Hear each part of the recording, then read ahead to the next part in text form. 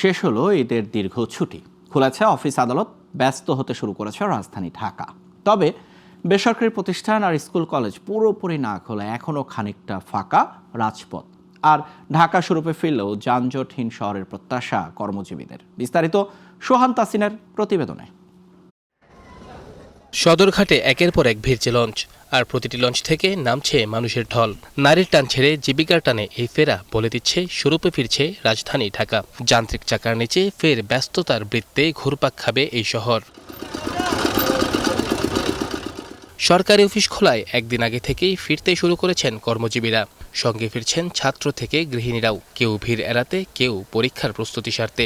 ফিরতি পথে বিচ্ছিন্ন অভিযোগ থাকলেও সার্বিকভাবে যাত্রা নির্বিঘ্নই বলছেন বেশিরভাগ যাত্রী। যারা ঈদ করছে তারা এখনো গ্রামে আছে, তো যার কারণে এখনো যাত্রী চাপ একটু কম। জীবিকার আমরা চাকরিজীবী মানুষ বা পেশা করি, আমাদের তো আসতেই হবে। আমাদের বাচ্চা কাচ্চা ফ্যামিলি চলবে কিভাবে, এই জন্য আমাদের শহরে আসতে হয়। ইয়ার ফাইনাল পরীক্ষা, তো এই জন্য তাড়াতাড়ি ব্যাক করা ঢাকা।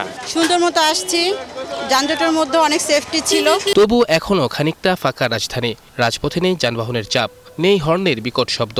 সেই যানজটহীন নিরিবিলি পরিবেশেই সোমবার অফিস করলেন কর্মজীবীরা, অনেকটা অচেনা এক ঢাকায়।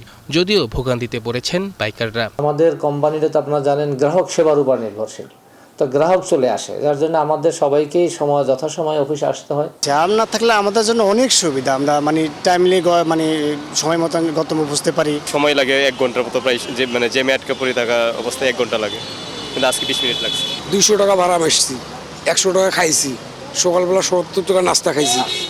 এখন হিসাব পরিবার পরিজন, বাসা ভাড়া 10 তারিখে কি দিব জানি না, কিচ্ছু জানি না। বেসরকারি অফিস আর গার্মেন্টস পুরোদমে খুললে আগামী 3 থেকে 4 দিনেই বদলে যাবে চিত্র। ছুটির নিস্তব্ধতা ভেঙে ফিরবে চেনা কোলাহল। তবে নগরবাসীর একটাই প্রত্যাশা, ঢাকা ফিরুক, কিন্তু যানজট না ফিরুক। সোহান তাসিন, গ্লোবাল টেলিভিশন, ঢাকা।